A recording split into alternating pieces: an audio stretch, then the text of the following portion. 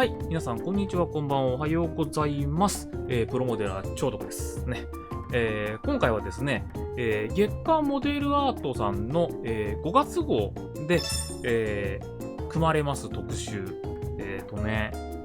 現代の空母機動部隊、ロナルド・レーガン空母打撃軍特集ということで、現用化の特集なんですけども、なんと今回、久しぶりにですね、古巣のモデルアートさんから、作例の依頼が来まして、しかも、制作の様を、トイラジで動画にして公開しても OK というね、結構稀なんじゃない？トイラジの動画と模型紙、紙面の、連動企画みたいな感じでね、やらせていただくことになりました。そして今回私が作るキットはこちらなんですね。はい。ピットロードさんより発売されております、700分の1のアメリカ海軍ニミッツ級航空母艦ジョージ・ワシントン。ジョージ・ワシントンからロナルド・レーガンに改造する作例となるわけなんですね。昨年の2020年とかの9月とかかな、ロナルド・レーガンが横須賀に入港したりとかしてるんですけども、横須賀に入港するときに、今のね、ご時世もあるんで、艦載機を積んだまんま入港してきてて、艦載機が満載状態のロナルド・レーガンが入港してくるのすごいかっこいいじゃないと、いうことで、なんと今回の作例、改造だけではなく、ジオラマにします。はい。ちょっと調べただけでももりもり違うところが出てきているんですね、今ね。なんで、そこら辺もね、一個一個やっていきながら、はい、やっていこうと思いますんで、ぜひともね、動画から先に見た方は紙面の方もぜひとも見ていただきたいということで、紙面で見る情報と多分、それを見た上でまた動画見ると、より伝わるものも多いかと思うんで、そういう企画でやっていきますんで、ちょっとね、年始から年明けたばかりですけども、年始からちゃんと完成するか着地するか不安なものを背負ってしまったんですけども、頑張るぞいうわけでやっていこうと思います。最後までお付き合いよろしくお願いします。はい、いうわけで、ジオラマね、進めていくわけなんですけども、まずね、ジオラマといったら必要なのはこちら。木材。ね。ジオラマね、ベースの枠を作るということで、超徳いつもですね、東急ハンズさんで、木を切ってます。木を切ってもらってます。木材カットサービス、やってるんですね。ワンカットいくらとかでね。これをね、ベースにしていこうということで、はい。今回こんな感じで45度カットしてもらってますね。なんで、まずはね、枠を作りましょうということで、もう、ジオラマの初歩の初歩というか、第一歩。まずは枠を作って、ベースのね、大きさ、ちゃんと見て、やっぱこれぐらいかっていうね、実感するところから始めていこうということでね、もうこれをボンド、ね、使って枠を組んでいきます。長い辺と短い辺で、こうやってくっつけて、貼り付けたらガムテープでね、布ガムテープで仮止めして、綺麗にね、この時大事なのは、この板の幅、ね、板の幅が合わさるところがずれちゃったりしないようにするっていうのと、あとはね、しっかりと角度が出るようにね、ピタッとくっつくようにします。で、実際問題はこうやって合わさって接着されていくんですけども、しょうがない問題として、この売っている板の幅のサイズが本当にぴったり同じじゃないんですね。ものによって多少段差ができたりとかズレは出るんで、それは後から、削ったりとかね、隙間ができたらパテ詰めたりとかっていうのは全然可能なので、はい、そのようにしていこうと思います、今回もね。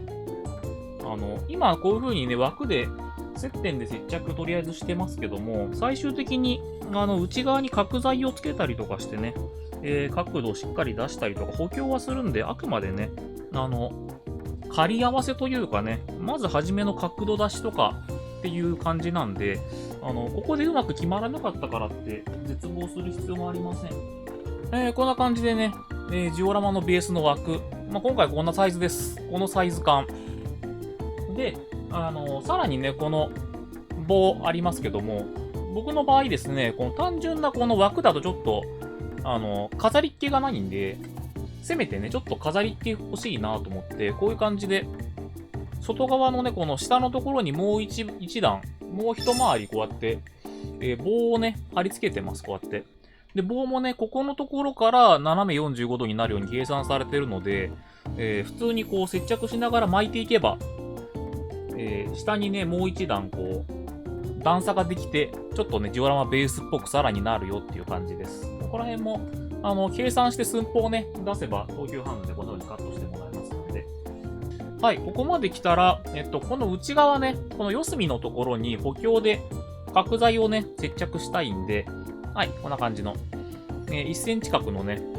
棒が売ってますんで、まあ、これをね、ノコギリで、3センチ3センチぐらいにこう4個カットしてとかってやっていくっていうのと、あとはね、この枠の状態でちょっと甘いなと思ったら、この間にね、桁みたいな形で横に棒入れてあげたりとかするとね、これでもだいぶ強度増しますんでね、そこら辺はお好みで。歪んでしまうとね、ちょっと平行四辺形みたいな感じになっちゃうんで、早めに3センチ3センチで切って、とにかく接着しようと思います。今回のジオラマに使用する海面になる透明アクリル板。これを、先日組んだ枠のところにバコーンとはめ込んで、ちょうどつらい位置になるようにして、後ろからね、また1センチ角の木のフレームとかで、こう、裏側を接着して、はめ込んでいくっていう形です。この間組んだ枠に、このアクリル板をパチッとあった状態で、この裏からね、この裏側からちょうど海面がね、綺麗になるように、ね、こんな感じでとりあえずはまりました。本当はね、寸法ぴったりのバチピタにしたいんですけど、多少この時にね、隙間が角っことかに出来上がっても、こうなってるところの一角、この一角のところが陸地になります。港になりますんで、港の陸地のところでこう埋めてしまえばね、問題ありませんから、多少もし隙間ができたら、隙間が空いたところを陸地にして最後埋めちゃえば、綺麗にピタッと合ってるところはね、綺麗に海面にすればいいんで、ね、まずはこの木の枠の面と合うようにアクリル板が入るように。でこの状態で、こういうところ、こういうヘリのところに木材、この間の、こういう1センチ ×1 センチの角棒とかを、まあ簡単な話こうやって貼り付けるわけです、ここにね。で、そうすると、アクリル板が乗った時にちょうどピタッとつらい位置になるようになりますんで。あと今回ね、アクリル板、透明アクリルをね、5ミリ、厚さ5ミリ使ってるんで、このサイズだと板1枚、四隅だけ支えてもペターンとはなんないんですよ。そんなにたわまないんで、まあ、多分 OK なんだけど、一応、接着面増やしたりとかね、補強がしっかり入ってた方がバタバタしないし、いいんで、そういうのを込めて何点か接着して、まずはアクリル板を一体になったベースを作ります。で、この一体になったベースになったら、さっき、前回ね言ってたこの外枠も接着して、ベースの基礎完成と。はい。なんでまあ、個人的にね、この枠が出来上がってアクリルがカットし終わって、この寸法がチェックでき終わると、もうあとは上に乗っける港の分とかをね、プラ板を使って作っていくんで、毎度おなじみ、ウェーブさんのメモリ付きプラ板、ね、0.5 ミリ、タミヤさんの1ミリ厚プレート、ね、1ミリ厚プラ板 B4 サイズ、ね、これ使います。で、今回はね、港にこう山もあるんですね。ちょっと、埠頭の奥側に山があって起伏がついてる感じなんで、山の起伏は、今回等高線がある地図、ね、何メートル置きっていう等高線が書いてある地図を手に入れてるんで、これをプリントして、まずは、プラ板を使って、山を積層で作っておいて、そこにまあ、パテなり、ペーストなりで、なだらかな傾斜をつけて山を造形するっていうことで、まあ、実際の地形に非常に近くなるっていうのもメリットですし、さらに作りやすい。ね、一から、スタイロフォームとか削って作るんじゃなくて、プラ板積層の状態に盛り付ければね、だいぶ簡単に作れるんじゃないかなってことで、ね、ジオラマを作るためのマテリアル。いうわけで、一気になんかジオラマ味がね、増してきましたけども、今後もね、今回のジオラマの主役であるところの、700分の1のロナルド・レーガン、まあね、ニミッツ級のキットをロナルド・レーガンに改造するっていう工作と並行でやっていって、しっかりとね、港のジオラマ、横須賀のジオラマだから、ね、伊吹のジオラマとかで横須賀っぽい港作ったりとか、昔本郷のドックに入ってるジオラマ作ったりとかしてるんで、なんか700でちょっと時代は違えど、ぽいのが集まってきてるんでね、まあ、今回もしっかり作ってね、かっこいいジオラマにね、仕上げようと思います。はい、まずはスマホ片手に、各場所場所のですね、標高、ね、水面からの高さね、書き込んでます。これをね、700分の1だと何ミリ圧かなっていうね、それぞれの高さね、書き込んで、作図を進めてます。はい、たくさんコピーして、今度はですね、この山の等高線、ね、等高線一枚一枚に対して切り出して山の断面を作り、次にですね、これ不等、ね、今回のまあ主役の地形とも言えますね。この不等の部分、作図したものをカットします。はい、山の作図した、ね、山のこの断面、紙が全部切り終わりました。ね、これを重ねていって山を形作ると。まずはこちらをね、一枚一枚、このスティックのりを使ってね、プラバーに貼っていきます。スティックのり使うと後からね、剥がせるんで非常に便利です。ね、貼って切り出すと。はい。ね、こんな感じで、貼って切り出しました。ね。まあ、こんな感じで重なるんですけども、こういう感じで、プラ材の帯を作って、一枚一枚の間に挟み込んで実際の、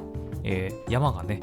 高さが出るように積んでいきます。はい。こちらをね、裏から貼り付けますけども、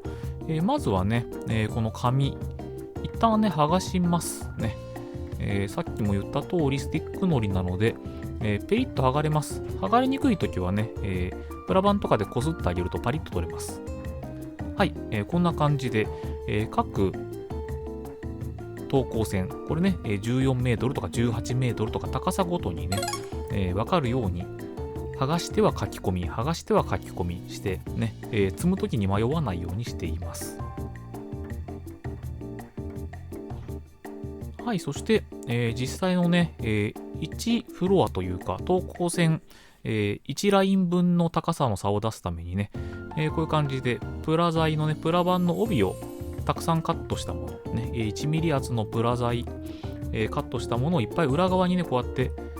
桁状に補強として貼り込んでいきます。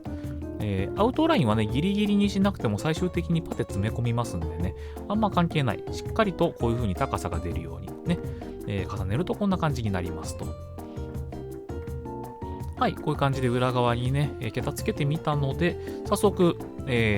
タミヤセメントを使って合体と。ね。どんどん接着剤塗って、合わせて、外側は流し込みでしっかりと固めて、こんな感じと。ね。続いては、高台。ね、たくさん建物とかね、いろんなものが立つところ、ね、山と違ってこう生活感が満載な高台ですけども、こちらもね、形としては3段重ねみたいな構図になりますので、こちらもそれぞれのブロックを作図したもの、スティックのりで同じように、ね、山と同じようにプラ板に貼り込んでまいります。ね、非常にね、今回はまあ、パソコンで作図したというのと、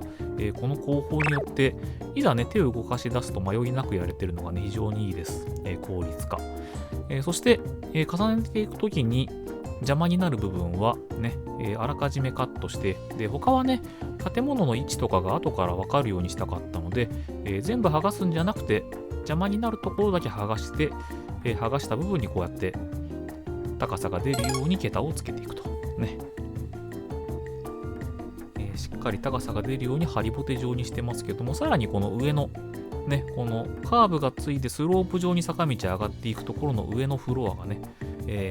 上の段が作れるようにね、いらないところここもカットしています。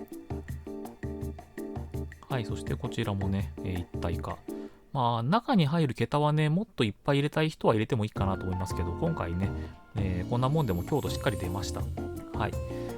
今回ね、各、高台の1フロア分、すべてね、1ミリプラ板でやってますんで、ね、そこそこ強度があります。はい。そして、2ミリプラ角棒。ね、突然登場した2ミリプラ角棒の、存在により、非常に山の製造速度が上がりました。というのも、各フロア、各ね、この等高線のラインごとに挟み込んでいたの、なんと2ミリ幅のプラ帯、ね、帯状の短冊状のプラ材だったんですけども、だったらタミヤさんの2ミリ角棒を貼っていけば、いちいち切らなくていいじゃんって感じでやって、こんな感じ。試しに積んだらあっという間に山。ね、いろいろ気にしないでね、パチパチしながらどんどん貼れるって大事。ね、ここはまあ、2ミリプラ角棒をね、大量に購入して使うことにより、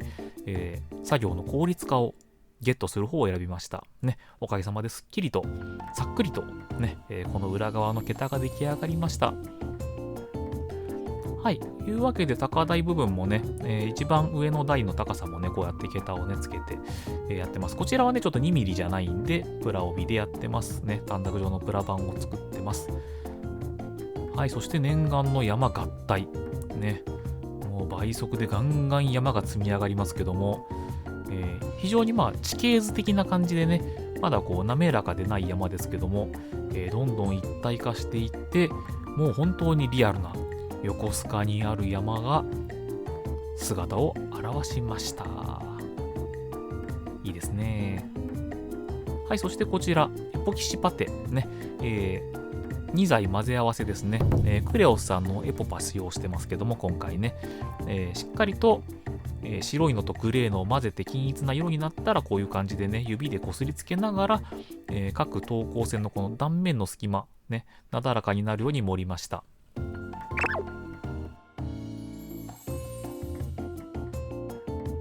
って感じで、とりあえずね、大まかな、このなだらかな山のね、稜線作りました。これ完全に乾燥したら、この後ちょっとね、アルティマ使ってガーッと研磨して、もうちょっとなだらかな山の斜面作ります。はい、山の部分ですけども、もうね、しっかりとカチカチに固まりましたんで、こちら、ね、アルゴファイルさんのアルティマ5使って、山のね、この、まだちょっとこうゴツゴツしてるところをこうね、120番のスポンジヤスリをくっつけてますんで、これで研磨して、なだらかにしようと思います。はい、さすが電動工具ね、もうもりもり削れて、あっという間にね、山のアウトラインが出てきました。はい、こんな感じでね、アルティマで削りました。いやー、切削性が良い。ね。これだけね、手でヤスリがけしようとすると結構大変ですけども、まあ、だいぶ削れました。で、ちょっとね、部分、パテの盛りが足りなかった部分とかはね、ありますんで、ここら辺は、後から、もりもりね、ポリパテで埋めていこうと思います。山の方がね、パテ持っている最中なので、こちらの方もね、ちょっとこの、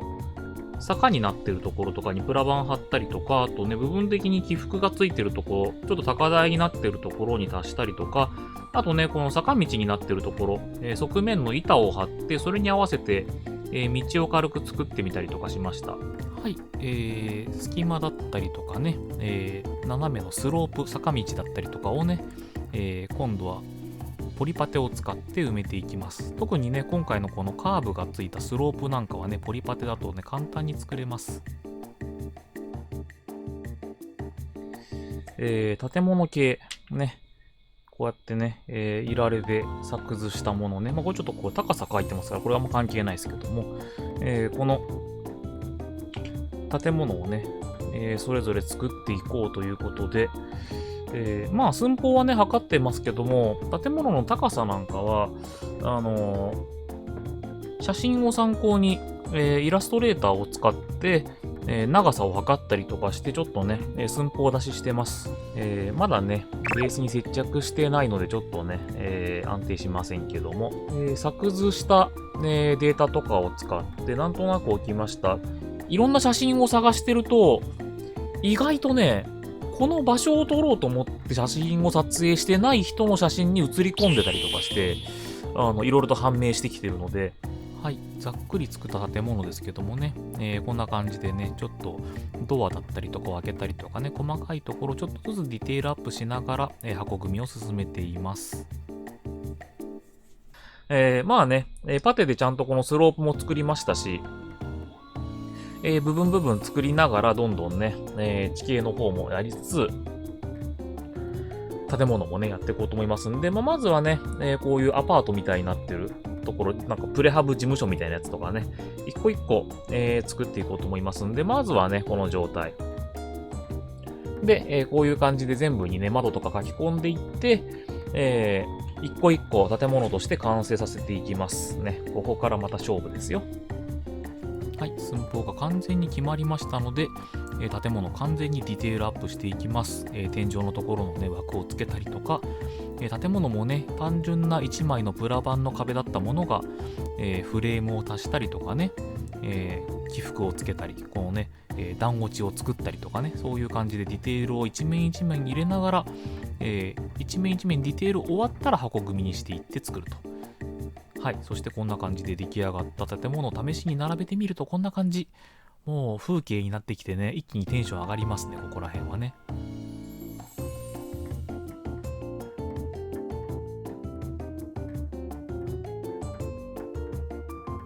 はい、建物完成したらこんな感じですね。色を塗るのも楽しみですが、まずはここまでプラ板工作完了です。はい、いうわけで、このベース部分ですね、一番の基礎、不当の部分になるところですけど、こちらにですね、ちょっとね、白いプラ板なんで反射して見づらいですけども、ジブクレーンのね、レールの部分の作図したりとか、あとこのメインのね、道路がどういう風に走るかとか、この不当の先端のところのね、パネルライン、ね、なんかこう、やっぱブロックでね、いっぱい杭を打ち込んでいって、で、上にこう、ブロックで乗っけていって作ったりみたいな感じだったのかな。うん。なんかちょっとこう、広報的なものも見えてきますけど、上空写真、Google マップで見るとね、こう、なんかブロック分けされてる感じがあるんで、ここはね、薄く毛がいて、モールドをつけていこうかなと思ってます。あとはね、最終的に塗装で、色分けで表現する部分かなと思いますけども、まずはね、こちらどんどんね、掘っていこうと思います。はい、こういう感じで掘りました。ちょっとまだ見づらいかな。この光の反射でね、微妙にこのジブクレーンの、レール部分に溝を掘ったりとか、これも見えるかなあ、見えますね。こんな感じで、パネルね、間違ってね、最初に作業中に傷つけちゃったとことか埋めてますけどもね。はい、こんな感じで、こんな感じでね、はい、こんな感じでパネル掘りました。はい。いうわけで、ここまで来たので、次はやっと、念願の、ね、待ち望んでいた、ベース合体ということで、山を、ね、山と、あとあれですね、ここの台になるというかね、一段高台になってるところをくっつけて、その間のところをね、埋めたりとかして、いよいよ一体化していこうと思います。では早速、こちら、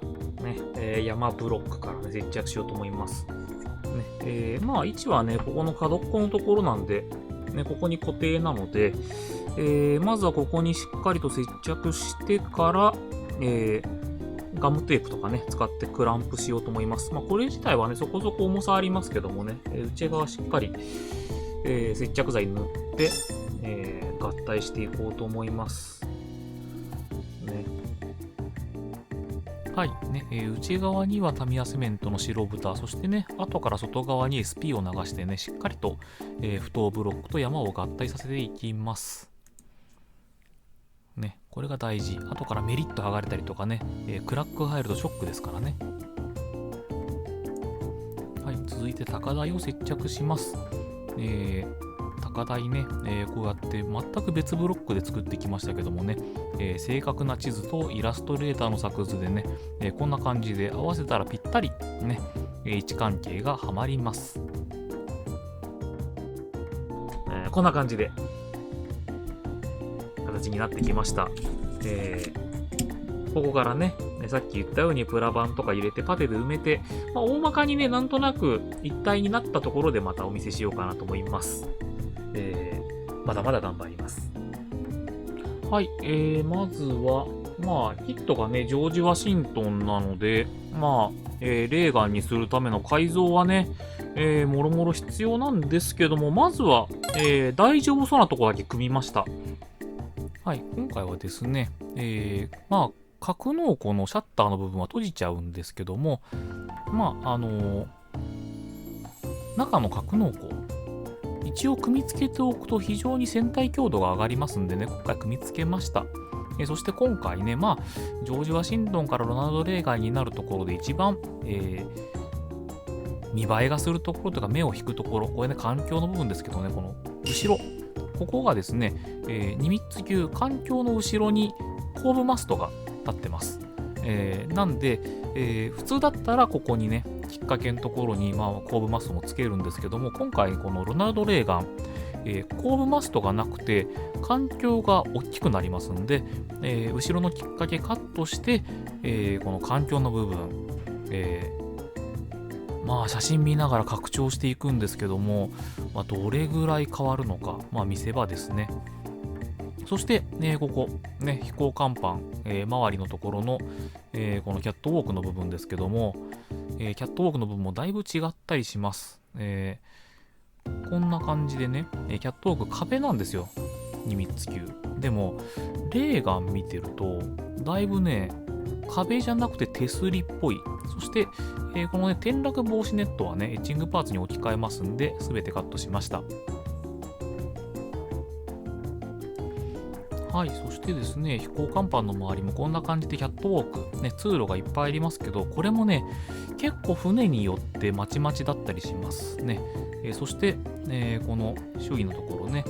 どう違うかを、チェックしながらやっていきますけども、まずはですね、エッチングパーツに置き換えるところということで、キットの甲板パーツにモールドされている、転落防止ネットすべて削り落としました。はい、結局ですね、飛行甲板裏のところの違いだったりとか、あとはこのキャットウォーク、すべて切り落として、プラ材を当てたりとかね、して、どんどん、表面処理を進めました。そして、飛行甲板合わせたところとかもね、しっかり合うように、こんな感じで継ぎ目消し、パテ埋め、ね、そしてキャットウォークの裏のステーなんかも全部削り落としました。全部削り落として後からプラ棒で再現しようと思います。工作の流れとしては、ここでちょっと、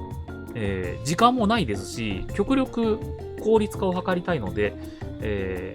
側面のこの合わせ処理終わったら先に、飛行甲板塗装します。ね。飛行甲板を、塗り分け、白線があったりとかしますからね。塗り分けがあって、で、全体の塗装があって、さらに汚しまで。ね。今回レーガンとしての1個見せポイントは、やっぱ甲板の汚れですね。飛行甲板のこう使い込まれた汚れ表現っていうのもあるんで、それをしっかりやりきるとこまでやってから、甲板全体をマスキングします。はい、甲板塗装の前に、ベースに固定したりするための下準備として、汽水板の中にね、ナットを仕込みました。ナットを仕込み終わったら、こんな感じで接着すれば OK ですと。そして、いよいよ甲板塗装ですが、いきなり塗装するのではなく、まずね、下地に、全体に、ガイアノートさんのサーフェイサーエボブラック、ね、こちらを吹いていって、まずはね、モールドの具合とかも含めてしっかりと、下地の黒、ベースブラックを吹いていこうと思います。こんな感じでね、ザザザーっと吹いていってますけども、ベースブラックなのでね、しっかりとモールドのところにも入るようにね、全体的に塗り重ねました。そして続いてはね、毎度おなじみの331番グレーですけどもね、こちらもこんな感じでムラっ気をつけて拭いていきます。ね、331番塗りましたけども、こちらの色にね、さらに、黒または白を混ぜていって、暗い色、淡い色を作って、こんな感じでもう本当にスポットで塗っていきます。塗りつぶすっていうよりは、ちっちゃくちっちゃく塗っていってムラっ気のある乾パンを作ろうっていう感じでね。はい。さらにグレーにですね、サフエボブラック、混ぜたものね、この2色ですね、こちらを混ぜたものをさらに微妙に色が違う感じで作り、本当にこれね繰り返しです。暗い色塗ってみては淡い色塗ってみて、実際の船の写真を参考にですね、あ、ここの飛行甲板淡いねと、退色してるねって部分があったり、着艦発艦激しい時はね、ここ暗いんだな、黒くなるんだな、汚れるんだなみたいな感じで、基本的に今回グレーに対してサフエボブラック、サーフェイサーエボホワイトで、暗い明るいを調整して塗装しました。ね、本当にこの2色で塗ってみたらこんな感じになりました。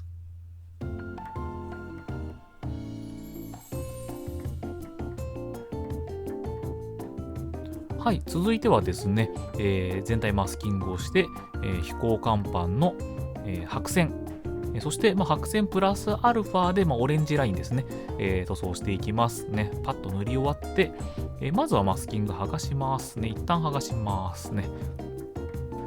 一旦剥がしてこれでね、終わりではありません。さらに追加でどんどんと飛行甲板には色を入れていかねばなりません。でも剥がすと気持ちいいね。汚れた甲板に綺麗な白線が浮かび上がってまいりました。原用空母の醍醐味ですよね。マスキング剥がすのも楽しい。どんどん柄がこんな感じで出てきています。飛行甲板1回目の塗装が終わりましたね。白線塗装ですけども、こんな感じで次はマスキングして、4本あるカタパルトのとこがですね、レーガンの写真見るとなんかライトグレーというか明るめのグレーで縁取りされている感じですごく目立つ部分だったので、こちらをですね、明るめグレーということで13番ニュートラルグレーで、塗ってみようと思います。塗ってみてちょっとね違ったら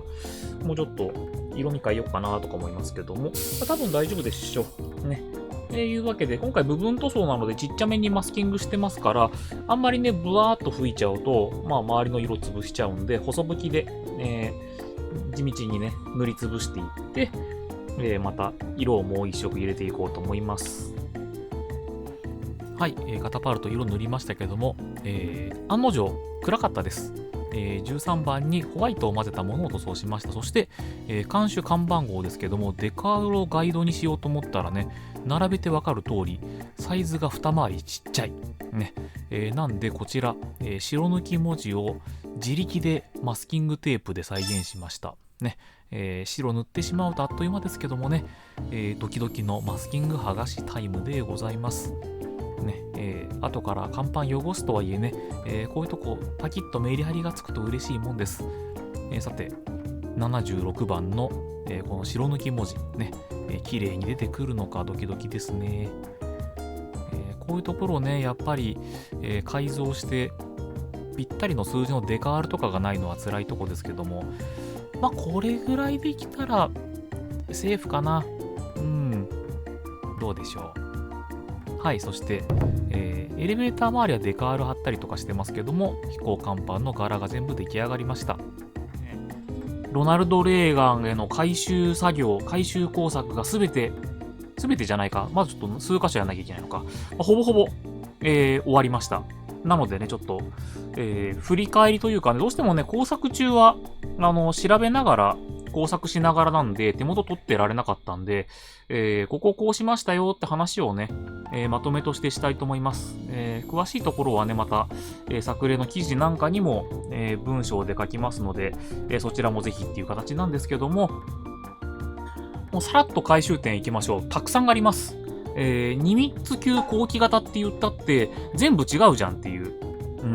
それは違う船だからねっていう気持ちはあるんだけども、全部違う。外見がけ似てるっていう感じですね。はい、じゃあどんどん行きましょう。まずは、これ、監視の左右のところのね、張り出してるここのね、ブルーワークの形状違います。外に張り出した形になってて、多分ここに機銃がね、あるんじゃないかな。機銃同設してると思うんですけどね、があります。で、その後ろ側、ね、ずーっと来ると、まずここですね。これが、マーク38、機関砲ですね。機関砲の光学照準器装備タイプっていうことなんで、まあ、簡単に言うと、リモート操作ができるっていうところですかね。はい。機銃が増設されてます。これ、機関砲が、両舷に増設されてます。で、その後ろ側、ね、ここの部分にシーラムが乗るんですけども、シーラムが乗るところの前にね、壁が増えてます。壁追加しました、プラ板で。で、結局ね、ここの2箇所がね、ブルーワークの形状が切り欠きというか、こう、内側にすぼまった感じになってね、るはずなんですけども、ちょっとここまで回収してると、もう到底時間が足りなかったんで、今回ちょっとね、泣く泣くオミットパターンですけどもね、こういう感じになってます。そして、この、ね、切り取った三角形のね、板部分、このステーの部分は、ちゃんとこんな感じで、プラ棒で作り直しました。ね。そしてね、ずーっと後ろに行くとね、次目立つのはこれです。これがですね、まあ、簡単に言うと、まあ、ジャミング、電波妨害装置的な、ものです。これがですね、SLQ の、59か、ね、って言いましてね、最近のイージス艦とかね、RE パークとかにもね、ウィングの横のところに2機ついてたりとかね、2機ずつついてたりとか、気にすると結構ね、目にする装置なんですけども、これがね、レーガンの場合、左右両舷に2機ずつね、まあ、割と前の方に左右1機ずつ、で、管理のところに1機ずつって感じで計4機なんですけども、これが追加されてます。そして、この後ろのね、張り出しのところにあるのが、この、32ですね。これの前のパターンのやつですけども、これもついてます。なんで、まあ、周波数が違ったりとかね、微妙に用途が違うんでしょうけどもね、こちらもついております。で、後ろにずーっと来ると、このね、全部作り直した通路がぐわーっと来て、ね、通路も作り直してね、裏に全部ステ入れてますし、このね、この通路下にある小部屋。小部屋が結構ね、今回ね、ポンポンポンポン増えてるんですよ。これも全部、写真資料などを見ながら追加していったという感じで。まあ、上から見るとこんな感じでね、作りました。キャットウォークね。心臓しましたね。で、ここですね、左舷後部、ここにもですね、まだつけてませんけど、ここにもリモートウェポンシステム、MK38 の機関砲が乗ります。もうね、見つけなきゃよかったなと思う。調べるとね、ここがポコッと張り出していて、ちょんと乗ってるんですよ。だからやっぱり、最近ね、肉薄してくる攻撃に対する、こう、近接防御を強化してるところがあるので、ここら辺がね、増えていってます。そして、どんどん完備側に行きますけども、この完備側、もう一番後ろの方ですけどもね。はい、完備側なんですけども、まあ、ここの形状も違う。もうね、キットと同じだったところがほとんどないです、今回。ここのね、ここのフロアはね、ほぼまんま使いました。後ろ側ちょっと回収しましたけども。で、ここの、まあ、レーダー乗っかるんですけどもね、ここアンテナか、ね、通信アンテナ乗るんですけども、このね、後ろ側にこのぴょんってなんかこう、斜めに突き出した棒みたいなのがあってね、これがね、アメリカ海軍の新型デコイですね。これがあったんで、これもね、まあ、プラ棒で作ってみました。で、さらにこの後ろ側、ここにもね、ランチャーが乗る画台があるんですけども、はい、ここも形状がね、全然違います。これもプラ板で作り直して、まあ、作り直してというか、まあ、プラ板で新しく作りまして、このフロアの形状も違うし、この下のところのね、この幅とか、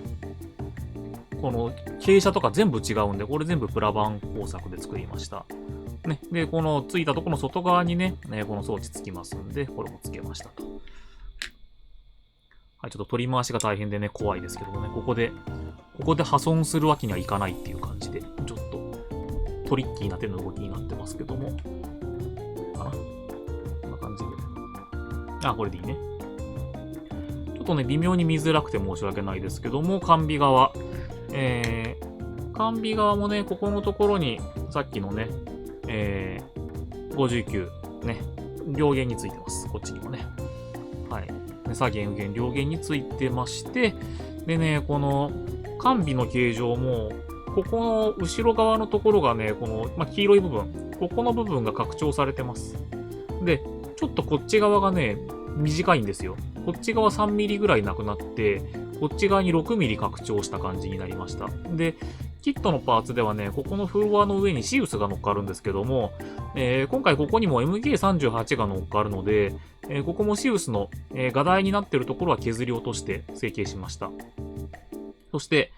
さらに、このね、斜めについているシウスの画台。なんでこんな難しい付け方すんのって思うんですけども、これもね、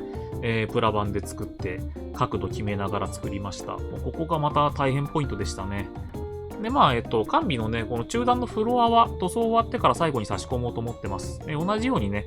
ここの部分はね、完備のここに、ガードみたいなのがつくんですよ。ここね、折りみたいな形のものがつくんですけども、これエッチングだとからつけますんで、ここは後回しです。はい。右弦はじゃあね、右弦のこの後部、完備側から行きましょう。右弦の完備側ですけども、同じようにね、ここの、張り出しが違います。ね、張り出しの外側に、ね、同じように装備されてますけどもね、まずこれが違うと。そして、このね、原用管では最近あまり見ないね、謎の排気管がここに増設されてるんですよ、このパイプが。なんでこのパイプはね、1ミリプラパイプを、熱加えながら曲げて形作って、で、取り付けてる感じにね、プラ材くっつけてぽくしました。はい。さらに続きます。さらに続いて今度はここのクレーン。クレーンの形状が全然違いました。はい。新型クレーンなんですかね。ちょっとシンプルな形状なんですけどもね、形が違ったので、プラとパテで、作り直しという形です。はい。そして、環境の後ろ側に、増設されているというか、あれですよね。ロナルド・レーガン、環境と後部マスト一体型になってるんですけども、後部マストの忘れ固めみたいな感じでね、ここにちょっとしたね、小屋がつきます。これマストの中段にもともとついてた小屋の位置、ここに固定してるのかなと思うんですけども、はい。そちらをね、新造しました。ね、プラ棒とプラ板ね。で、ここにもね、デコイつきます。はい。そして、この周りのね、キャットウォーク、すべてこちらもね、手すりパターンね、壁パターンじゃなく手すりパターンなんで、フロアを薄々で作り直して、ステーも全部入れて、手すりつけてって感じで作りました。で、この環境のね、すぐ脇のところに、壁が立ってるんで、ここのブルーワークも全部写真見ながら振動しましたと。そして、監視側に行きます。監視側に行くとね、このデコイの装置、ここはね、2組ついてます。そしてここに、レーダー関係、アンテナ関係が乗っかったりとかして、ここに例のね、59が乗ります。みたいな感じでね。で、最後、こっち、監視側にまた MK38 つくんですけども、いう形でもう、箇条書きみたいにズワーっと、並べて喋ってもこれだけ、工作するところがありました。単品作例でもこんなにいじることそうそうないよっていうぐらいいじりましたね、今回ね。ただわかる限りでは、もう、できうる限りロナルド・レーガンにしたかなってところではありますけどもね。まず船体側はこんな感じになりました。はい、そして完成時の、印象を大きく左右する環境工作。まずは仮組みしてみてね、イメージ通りか、何が違うか、ね、どこが使えるか、見ながらやってます。まだ使えそうな基部のところだけ接着して、形見ながら進めてまいります。こうやって見ていくだけでも、あれが違う、これが違うと、写真とにらめっこしながらね、こんな感じで、後ろを拡張して、側面張り出し増やして、窓の枠の配置を全部やり直して、マストを新造して、マストのヤードを作って、各種レーダー関係を作って、そしてエッチングパーツも足して、こんな感じで環境の形が出来上がってきました。ね、こんな感じで持つとこんなサイズ、ね、持つとちっちゃいですけども、だいぶね、写真見ながらやった成果はあるかな？どうかな？レーガンっぽくなったんじゃないかなと思います。後ろのアンテナ類は塗装後に接着するためにバラバラにしてますけども、全体シルエットいかがでございましょうか？レーガンに見えますか？見えたら嬉しいですね。はい、そしてまずはね、全体黒サフで、塗装しますけども、後ろの白い部分はね、看板号を塗る場所なので、看板号に当たる部分、まず全体白サフ吹いております。そしてこの上からマスキングして、線体色塗ります。で塗ったらこんな感じ、マスキング剥がして76という番号浮かび上がりました。今回はね、空中戦ホワイトリギング、ね、モデルカステンさんから発売中の白い金属線、こちらを使ってこんな感じで空中線貼ってみました。部分的にはね、今までのメタルリギングを使って黒いラインも貼っております。いや、いいね、線貼り終わるとよりリアルにね、結構レーガン味出たんじゃないかな。空中線もね、写真見ながらちょっと多めに貼ってみました。はい、写真で撮るとこんな感じ。いいね、なんか単品でもアイランド映えますね。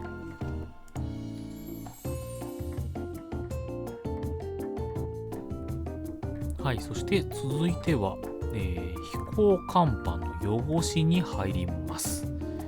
はい、まずはですね、甲板色に使用したグレー331番を筆に取って、ドライブラシよりはちょっと多めに含ませる感じで、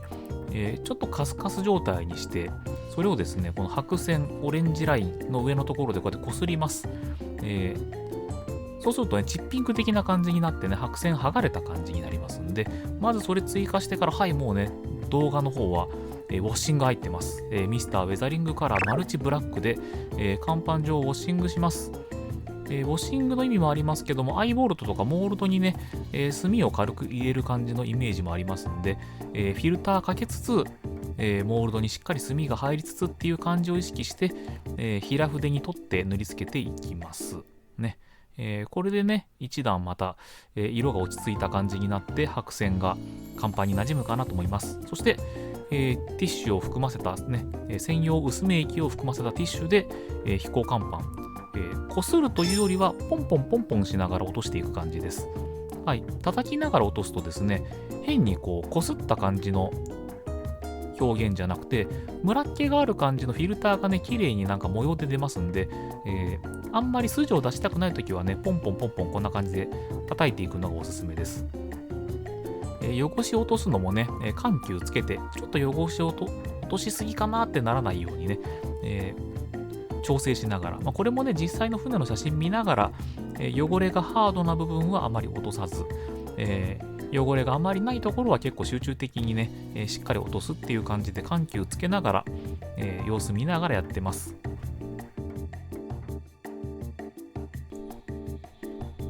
はい、では続いてね、船体の汚しに入ります。まずは船体の、ルーバーとかモールドになっているところにね、しっかりまず墨入れしていこうと思います。はい、墨入れして拭き取りました。ね、やっぱりモールドのところにしっかりと墨、ね、影が入ると、立体感もね、増しますし、メリハリもついてね、すごく船が大きく見えますね。はい、そして、ここからはですね、サビ表現の追加。今回ね、やっぱり長期間の航行からね、帰ってきて、もう船体ね、サビ浮きまくり、流れまくりなので、ガイアノーツさんのね、エナメルのウェザリングカラーをね、使用しましたけど、今回イメージがね、ガイアさんの赤サビがぴったり。ね、なんで今回はサビはね、ガイアノーツさんのこの赤サビと、専用のね、薄め液、こちらを使用して、浮きサビ、流れサビ、ね、追加していきます。まずは筆でね、サビを書き込んでいきます。そしてね、書き込んだサビに、薄め液を含ませたティッシュを使ってこうやって流していきます。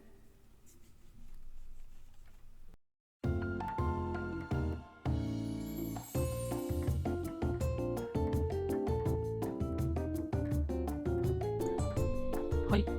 こういう形で、サビ汚しを入れました。今回やっぱね、しっかりした画像があったのでね、画像を参考に、細かくわーっと入れていきました。特にね、やっぱエレベーターのこの下あたりはね、汚れますね。サビだけではなく、今回はすす、ね、実際すす汚れじゃないんですけども、黒サビ的な感じなのかな。サビの部分ね、見ていると、非常にね、黒い色になってるところがあって、オイルでもいいし、すすでもいいし、ちょっとどっちも試してみようかと思うんですけども、これでね、喫水性のところ、部分的にやっぱね、すごく黒く汚れてる部分があったので、そちらを、追加していこうと思いますので、もう一段階汚します。で、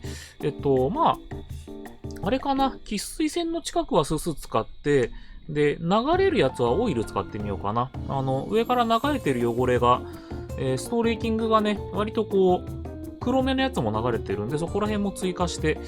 さらにね、効果を追加していきます。はい、いうわけで、まだまだ続きますよ。はい。いうわけで、無事に合体しました。わー、できたね。いやいやいやいや。はい、いうわけで、ロナルド・レーガン単品としては完成になります。ここからまだね、関西機とかね、乗っけなきゃいけないですけども、こんな感じで、無事に完成しました。いやー、長かった。いじった。もう違うとこだらけだったね。はい。いうわけで完成しましたので、まずはこれで OK と、この後は、出来上がったレーガンを、今度はベースに接着固定して、ジオラマの方もね、進めていこうと思います。はい。いうわけで、まず一区切りです。ご覧の方、もう目に留まってると思いますけども、関西機、今回 3D 出力品で全部、新規で造形しました。はい、こういう形でね、全部1パーツで、造形されてます。搭載の仕方、ね、看板上に関西機がびっしり並んで入稿することってあんまりないんですけども、昨今のこの、世の中の状況とかも鑑みてて、去年の2020年の9月にですね、横須賀に入港した時とかも、ロナルド・レーガンの上に関西機満載でね、入港してきてたので、やっぱりあの迫力が忘れられないっていうのと、せっかくやるんだったらあの迫力を再現したいということでね、今回それメインテーマですから、しっかり再現しようと思います。並べ方はね、画像とか動画見ながら、機体番号を読み取って、ペイントソフトとかでね、並べてるんですよ。ここに何番、ここに何番っていう順番見て、どうこう並んでいってるかっていうのをね、調べちゃいるんですけども、いかんせん真上から撮ってる写真とか動画がないんで、ちょっと、わかる限り並べていこうっていう感じで、考えております。いうわけでね、ここからまだまだ、仕上げに向けて、やることいっぱいありますけども、どんどん進めて、ね、どんどん理想の状況に持っていくぞと、ね、少しでも 1% でも完成度上げるぞって感じでやっていこうと思いますんで、よろしくお願いします。はい、こんな感じで、関西機もだいぶ塗装ができてきました。ちょっとね、ここら辺は、まだ、下地色でね、一緒にグレー塗っただけでもうちょっと実際はね、白っぽくなりますけども、ホーネット、スーパーホーネット関係も、それぞれ塗装して、キャノピーをね、グロスのブラックで塗って、で、エンジン部分も、それぞれメタルカラーで塗ってっていう感じで、で、ヘリに関してはね、墨入れとかしてからって感じなんですけども、だいぶ進んできたなという感じですね。で、ここら辺の小物、ね、この電源関係のものとかは、ベースに先に接着しちゃおうと思うので、ベースに接着して、また進んだらお見せします。そんな感じで。ちょっとね、ここら辺の小物関係を、接着できるものをある程度接着しながら、ちょっとね、港の設備的なところを充実させていこうと思います。はい、そして今回ね、3D プリント品としてアメリカのこのタグボート、横須賀でよく見るタグボートをね、出力いたしました。ちょっとね、部分的にプラ板使ったりとかしてますけども、こちら、マストが折りたたまれる形なので、マスト別パーツにしてますけども、こちらをですね、2隻、今回は使ってジオラマにしていこうと思います。影の主役って感じだね。はい、単品として、完成したレーガンですけども、関西機、今回はね、関西機を満載にした状態にするよということで、いやー、塗りました。はい、こんな具合で、ホーネット、スパホ各種とね、各関西機作りましたけどもね、まだちょっとね、ここら辺のブロックは完成しきってない。ヘリとスパホが完成って感じなんですけども、はい、ちょっとね、ずっとどういう風に、関西機を配置すればいいかっていうのを調べておったんですが、調べておった状態を見ながら、今回ね、この機種を並べていこうと。最終的にはね、甲板に接着していくんですけども、接着する前にね、まずはこの偵察タイプだったりとかね、短座複座ありますから、こういう感じで、こうね、甲板にこう試しにね、こうやって並べていって、一回配置を決めて写真を撮って、で、大丈夫だったら、その状態で1機ずつ接着していこうと思います。はい。これここまで来てね、行き当たりばったりで適当にこう並べてたら、最後ね、このスペース足んなくなったりとか、逆にこう、並べたらスカスカになっちゃったりとかすると、また、それはそれでちょっと違うなって感じなんで、まずは自分で、動画とか写真を参考に、機体番号を割り出したりとかね、これ空母の艦載機、こうやってね、機体がありますけども、こういうね、尾翼の上のところとか、フラップのところとかにね、101とか201とか401とか301とかみたいな感じで、3桁の番号を振ってあるんですけども、101だと、その空母航空団の1部隊目の1番機みたいな感じなんで、それを割り出すと、使ってる機種が特定できるっていうことで、そこを参考にね、まずは並べていこうと思うので、ちょっとね、まとめた資料とかを見ながら、まずは仮置き、仮並べ作業をやっていこうと思います。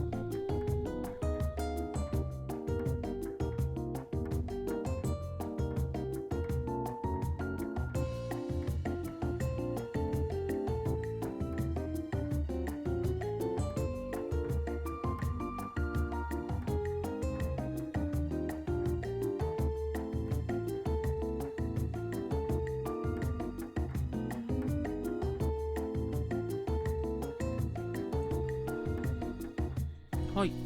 とりあえず仮置きでザラーっと並べてみましたが、こんな感じに、ね、なりました。怖い怖い怖い怖い。ぶつけないようにしないとね。破損しませんように。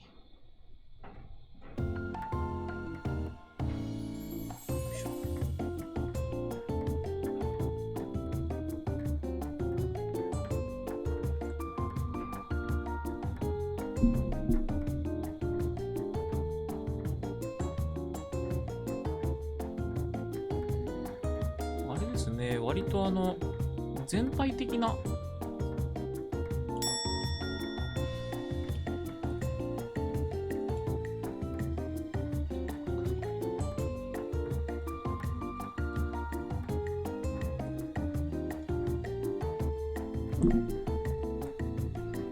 はい、とりあえず並べてみました。こんな感じかなっていう具合ですかね。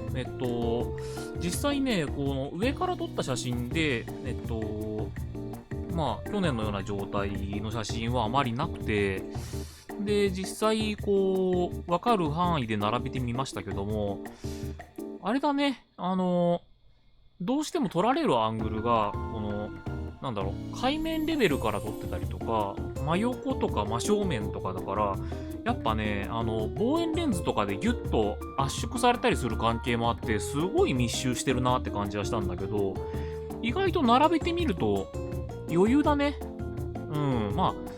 もっとね、わしゃわしゃ並べるぞって感じで、もっといっぱい作ってもよかったのかもしれませんけども、まあ、こんなもんかな。うん。だいぶいいんじゃないかしら。いう感じで、並びました。なんで、この状況でいいかなと思うんで、この状態で接着していこうと、このポジションでね、一回保存しておいて、最終的に瞬着で接着して、やっと、ジオラマのベースに合体という感じで持っていきたいと思います。ちょっとね、この状態で単品で写真撮れればいいんですけどね、ちょっともうすでにでかくて、ちっちゃい撮影ブースに入らないんで、まあ極力写真撮っときますけども、ベースに合体して、どんな風景になるかね、お楽しみにって感じで、まあだいぶ佳境を迎えてきましたけどもね、ここからさらに追い込みで頑張って仕上げていこうと思います。はい、ベースですけども、ベースの方もだいぶ進んできました。パテ盛りもね、だいぶできましたし、こういうね、坂道になってるところ、傾斜がついてるところもパテで鳴らすことが出来上がりましたので、まあ、筋彫りもね、しましたし、クレーンのね、レールも筋彫りしましたんで、ちょっとね、ここらで一回、サーフェイサー吹いてみようかなと思います。黒サフ吹いて継ぎ目が消えてるか、ね、ちゃんと毛がけてるか、などなど、傷チェックなどを込み込みでやっていこうと思います。で、ベースの方はね、進捗としては、こっちの、この、ふ頭前面に来るところのね、この支柱も、まあちょっとね、ここら辺は完全にリサーチはできなかったんで、なんとなくそれらしく写真から見たパターンで、ランダムに作ってみましたけどもね、こういう感じでやってみました。はい。というわけで、まあ、大体の形できてきたんで、サフ吹いて継ぎ目チェックして、で、こうですね、道路のところとかね、あと舗装してあるところ色変わりますからね、ここら辺を、まずは塗装していこうと思います。はい、山とかね、黒サフ吹いたんですけども、この不頭のところのね、2つのライン、ここのところがですね、ここからですね、オレンジと黒の斜線が入るんですね。これをまず塗るために、まずここをね、黒いラインを入れてみました。これでわかるかな？これね、でかいマスキングシートじゃなくて、実はこれ1ミリにカットされてるんですよ。で、このカットされてるマスキングテープを、こう、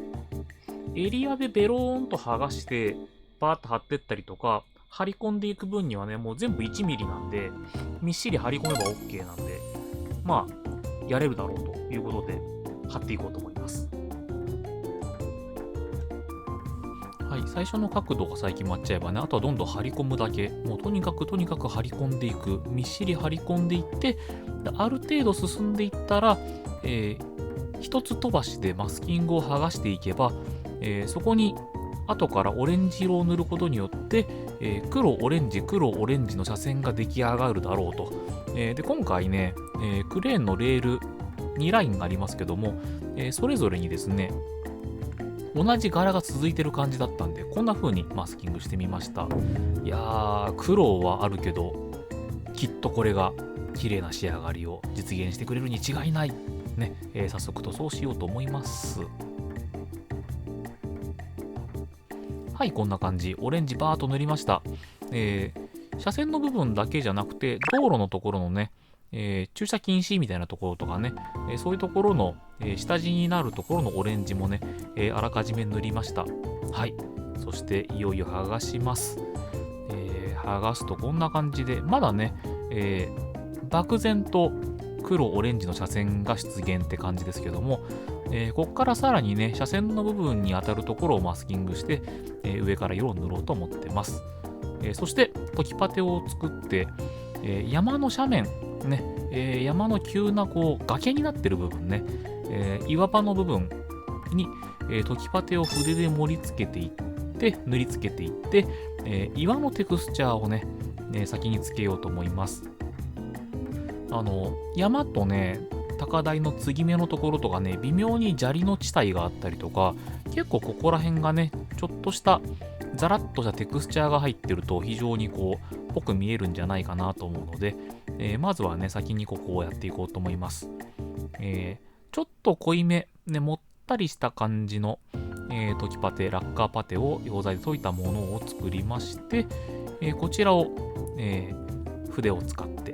ね、山の斜面に塗りつけていきます。ちょっとね、パテで綺麗に成形したのはいいんですけどね、山の斜面まだちょっとなだらかというか、つるっとした感じになってますから、この一手間で、いい感じに岩のテクスチャーをね、追加していこうと思います。こんな感じ。結構ドローっとした感じですね。はい。これをこうやって筆に取ってね、もったりした感じですけども、これを、斜面に塗りつけていきます。塗るときはですね、ちょっとこう叩く感じ。ね、筆でさっさっさってよりはポンポンポンポンって乗っけていくと、ちょっと濃いめの溶きパテなので、ツンツンした感じとかね、ザラザラした感じとかが乾燥後に出るだろうなと思うので、砂利部分、崖部分になるところに、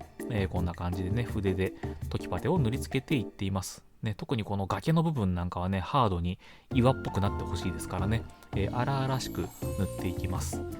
違和感が足りなかったら一回乾燥してからもう一回岩塗りとかもありかもしれません。こんな感じでね、どんどん岩になるところにテクスチャーをまずは追加していっています。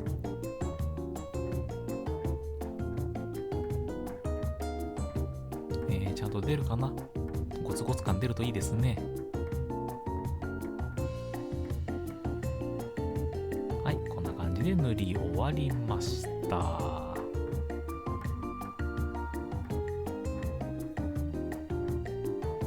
はい、そしてね、この下のところ、このフロアになってるところもちょっとね、ジャリッとした感じだったんでね、ここら辺もエリアで塗ったりとか、あとこの坂道とかね、このちょっとジャリッと舗装されているところもね、壁のこの側面とかもですけども、はい、筆でこういう感じで塗りつけて、まあ、コンクリっぽさ、ね、ちょっと岩っぽさが出る感じにテクスチャーを追加しました。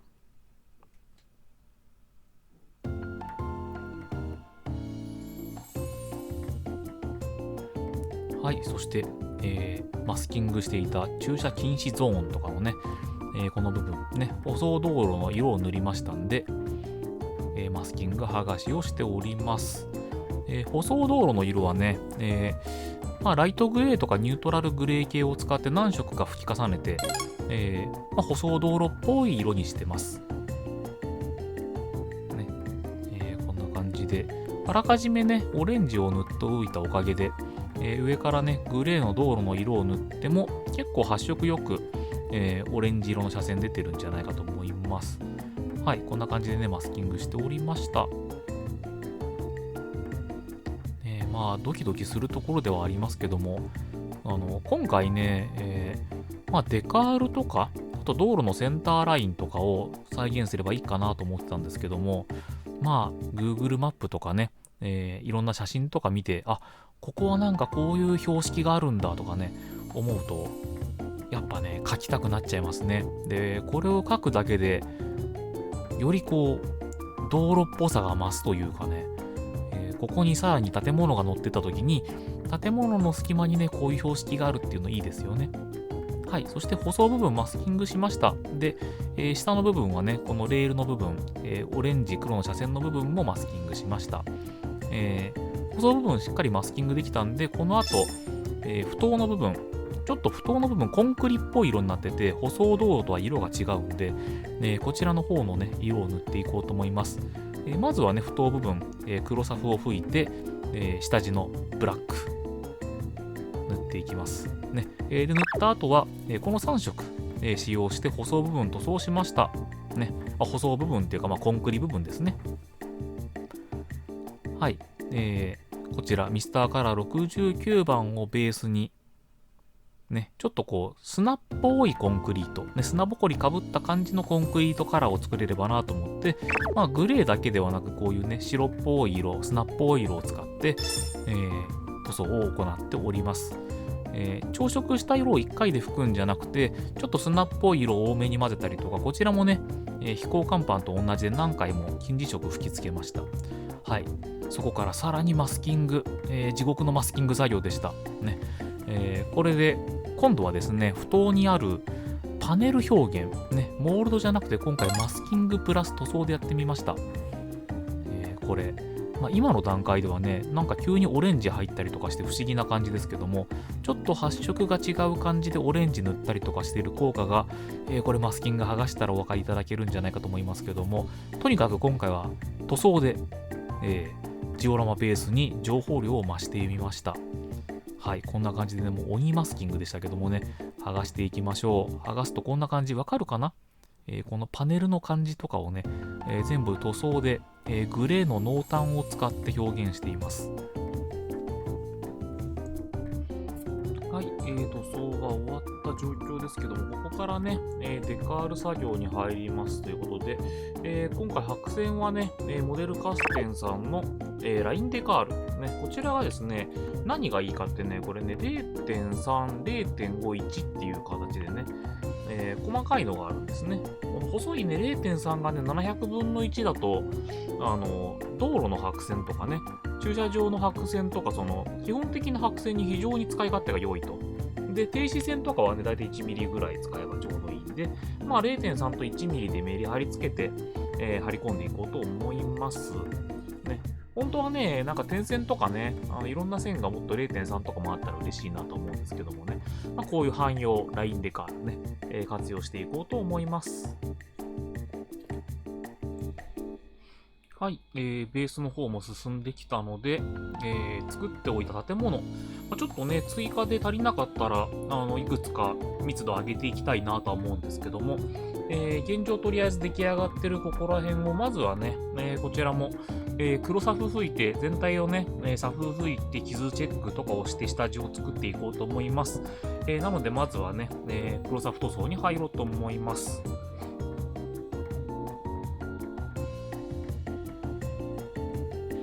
はい、まずはね、大きな建物は、木のブロックの上にガムテで固定して、ちっちゃい建物はね、ガムテープを逆に巻いたもの、粘着する部分をね、表に向けたものに貼り付けて、黒サフを拭く準備、ね、下準備をしていきます。ね、建物もこんな感じ。はい、そして、小物系、ね、コンテナ、バリケード的なブロック、そして、たくさんの車、ね、ここら辺が今回のジオラマを彩るね、大量の小物になっておりますけども、ここら辺もね、たくさん準備して、ベースを賑やかにしていこうと思います。はい、こんな感じで小物類が、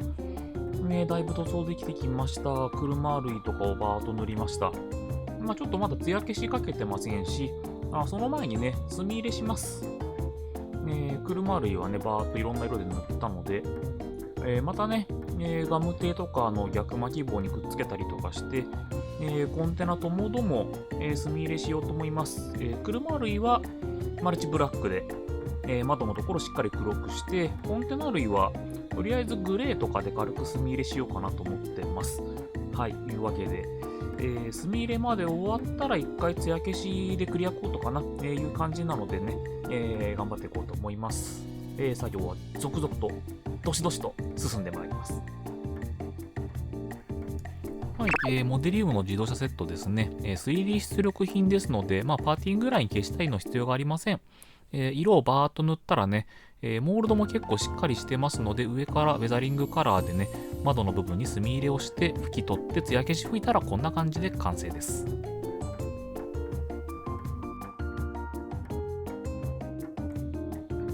はい、白線のデカール貼りが終わってクリアコートしました。このね、道路のセンターラインとかね、表示的な横断歩道とか、駐車スペースとかね、もろもろ貼りました。やっぱここら辺貼るとさらにね情報増えますけども、ここからねやっとです。山やります。山作るぞということで、山塗っていきます。まずは黒サフ吹いてますんで下地はいいんですけども、これね最終的には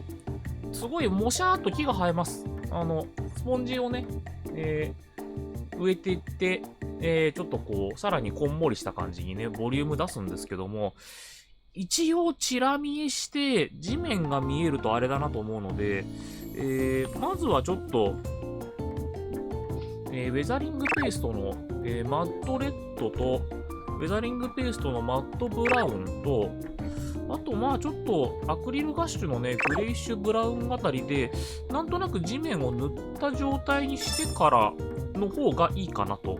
思ったので、ちょっとそこら辺をまずはね、塗っていこうと思います。下地作ってから、まず土部分塗って、崖部分のこの岩場の部分を塗装して、で、最後にスポンジ植えるみたいな感じでね、やっていこうと思います。はい。では、マットブラウンね、ウェザリングペーストを筆で、塗り付けていってます。結構ね、暗い色なので、明るい色、アクリルガッシュ、先ほど言ったものを使った方がいいかなと思いながら塗ってるんですけども、倍速で見たらお分かりになる通り、塗って乾いていくと、もりもりととてもいい感じの土の色になっていく、ね、マットブラウン。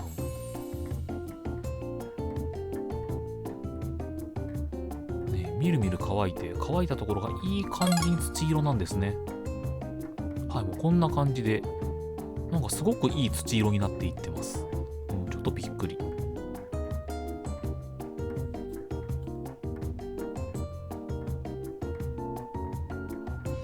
はい、続いて崖を塗装しますけども、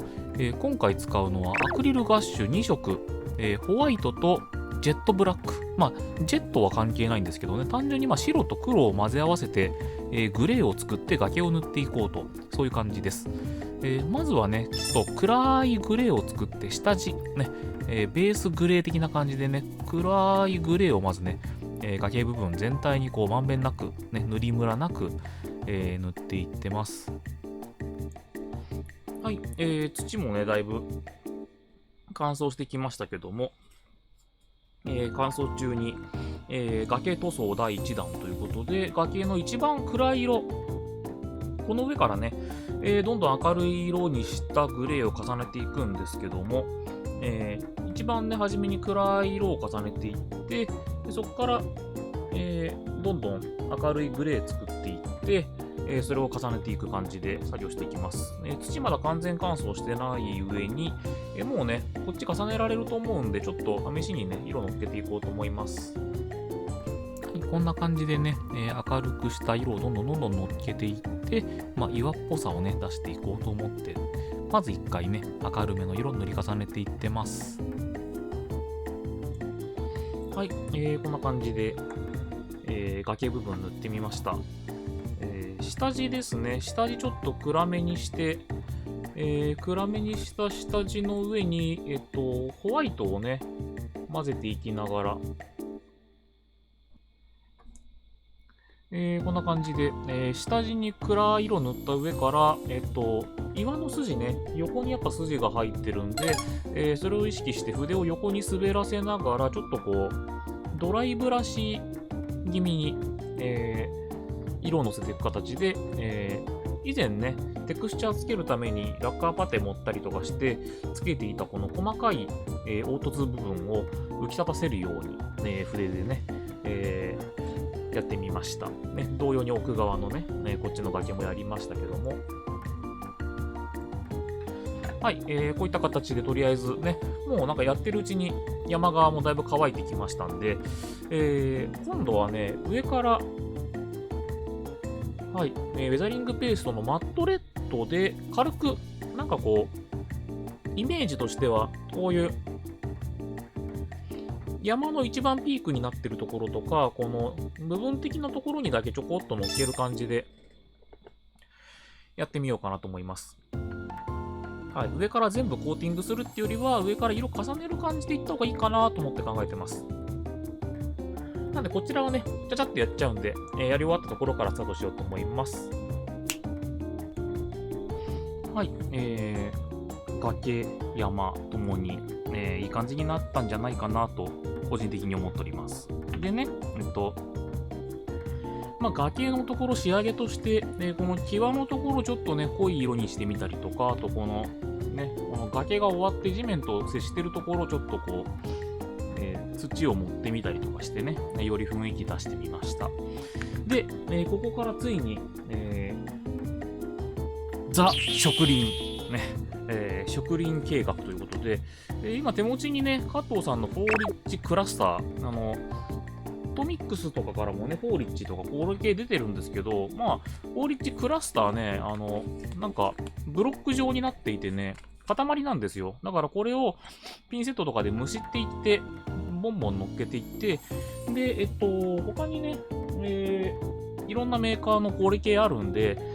まず基礎としてボリュームを持たせたものをしっかり植え込んでから、後からちょっと色味が違うものも置いていって、で最終的にしっかり固まってから、ちょっと上から、塗装で、ふわーっと上から軽く色かけたりとかして最終調整みたいな感じで、森を作っていこうと思います。これがやりたかったことを、もう最上位と言っても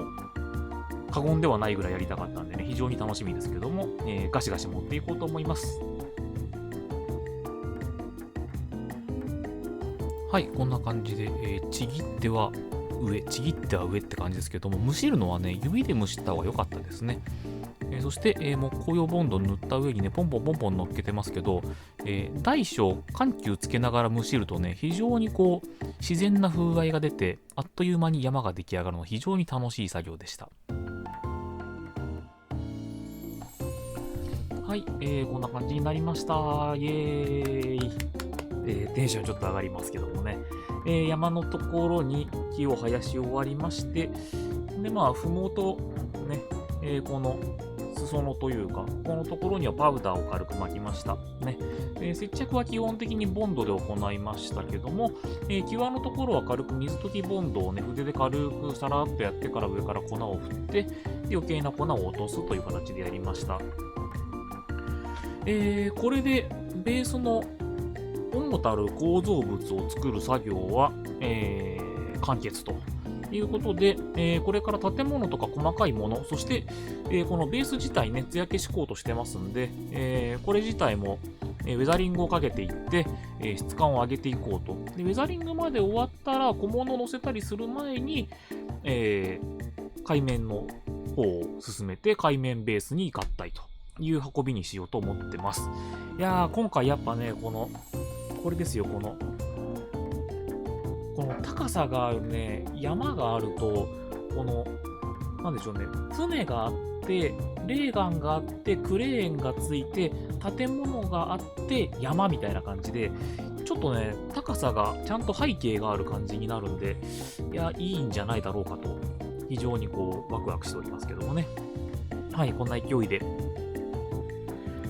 続々やっていきます。次は、ベース、ウェザリングかけていこうと思います。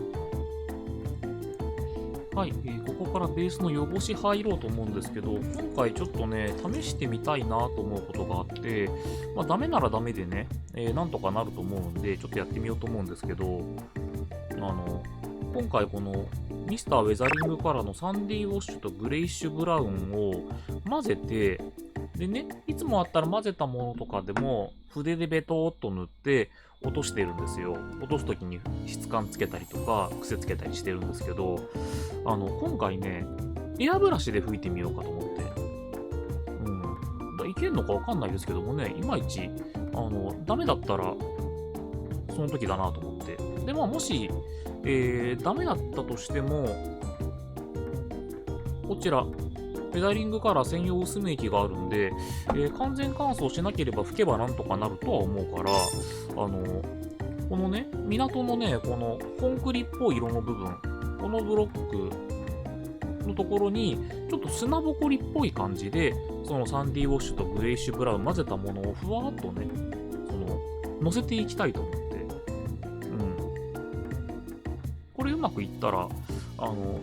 今回はね、拭き取って質感つけたいとかじゃなくて、ふわっとフィルターかけたい感じなんですよね。なんで、ちょっとそんな感じでやってみようと思います。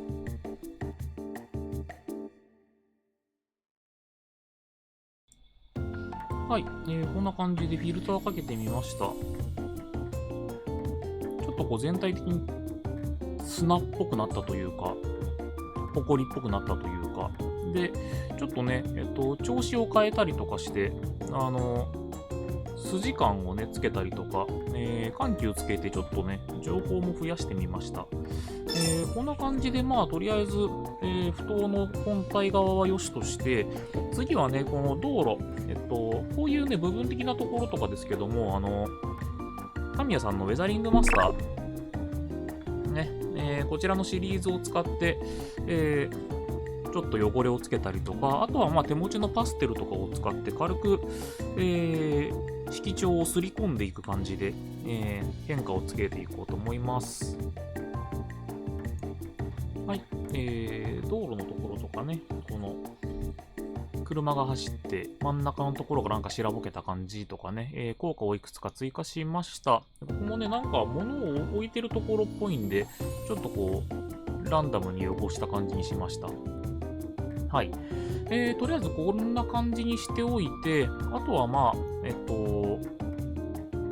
そうですね、ベースとか合体した後の色の調整とかで最後にね、小物乗せながらとか、乗せた後とかにちょっと調整かけるって感じで、ひとまず、こんな感じで、ベース完成と、ね、いうことで、はい、こんな形になりましたね。あとあれだね、小物つけなきゃいけないんで、まあ小物パーツつけられるものはつけてから合体って感じになると思いますけども、はい、まあひとまずはっていうことで、続きの作業をね、参りたいと思います。はい、そして次にやりましたのはこちらです。いきなり出ました海面アクリル板、お久しぶりですね。裏側からですね、こんな感じで黒サフで色を塗りました。なんでこんなラインを描いたのっていうことなんですけども、これね、埠頭の鍵になる部分なんですね。はい、埠頭の下に当たる部分は、塗装しなくてもいいですし、境界の部分、この部分がしっかりと裏から黒く塗ってあると、非常に綺麗にメリハリが出ます。そして、こんな感じでクリアブルー、クリアグリーンを混ぜた青を使って、まずこれ第1弾ですけどね、波の模様を描き込むようなイメージで、こんな感じでアクリル板、裏からね、塗装して海面の色を、着色開始いたしました。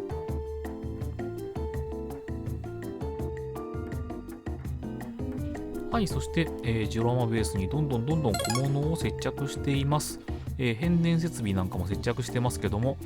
バリケードになってる部分ね、接着して、そして高台にある、プレハブアパート的な、事務所的なものも接着して、そして、いろいろとね、各段にある設備、念願の合体と、建物が建っていくとよりいいね、地形っぽくなるね。一気にこうなんか目の前に横須賀米軍基地が広がるっていう感じでね、実際これもね、Google マップとか資料写真を参考にね、20フィートコンテナ、40フィートコンテナも、並べる位置、見ながら並べてます。結構色もね、こだわってますけども、港のね、こういうビットとか、電源設備なんかもちゃんと写真見ながら、ここの配置かなーっていう感じで置いていっていますけども、いやもうね、小物が乗るごとに色が増えてめちゃめちゃいい。そして、モデリウムの自動車セット、満を持して登場です。軽トラックやハイエースね、なんかね、下の方にあるのは割と作業車っぽいものが多くて、上の段に行けば行くほど乗用車が多かったイメージですけどもね、この目立つ緑色のね、でっかいゴミ箱もね、設置して、よりっぽさを出してますけども、埠頭のね、根元の方にもコンテナ結構ありますんで、こちらもね、資料を見ながら、ね、ビットを植えて、ビットもいいですね。黄色いビット非常に映えます。こんな感じで、小物類、まずはね、ベースに合体前、貼れるだけ貼ってみました。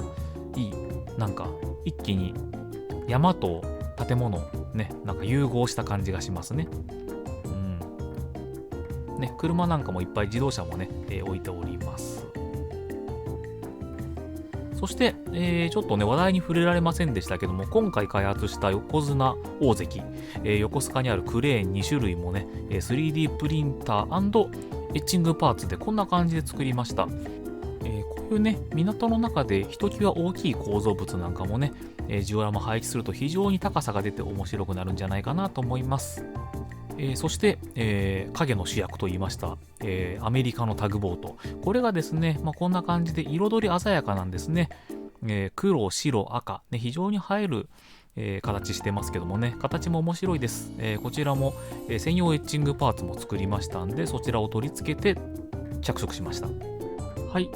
合体してこんな風になりました。イエーイね。お分かりいただけるでしょうかね。いつも作業しているとき、後ろに映ってる方の大きな机にね、移動しました。こっちの方にカメラを移動してね、上からアングルにしました。こういう感じでね、まだね、ちょっとね、透けます。わかるかなほら、指が。まだね、この海面のところのこの、なんでしょうね、こう、うねうねに塗ったところの色がわかる感じになってますけども、これ最終的に、波をつけていって、ね、こう波をつけていって、で、その後だね、波ついた後の雰囲気見ながら調整するみたいな感じでね、やっていこうと思いますんで。とりあえず、まずは、超特ウェー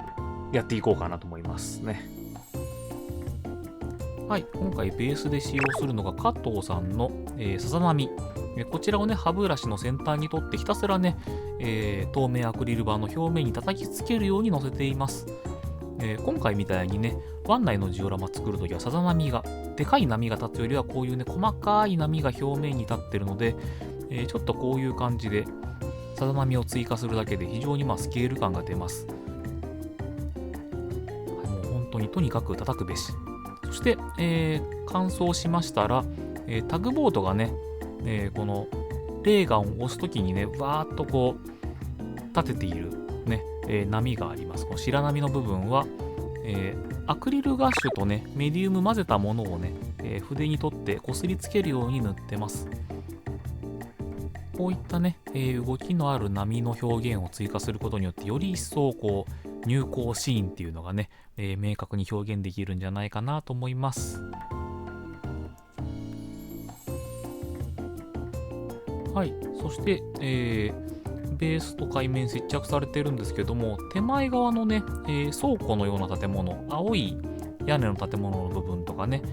ここら辺がちょっと小物ね、足していない部分がありましたんで、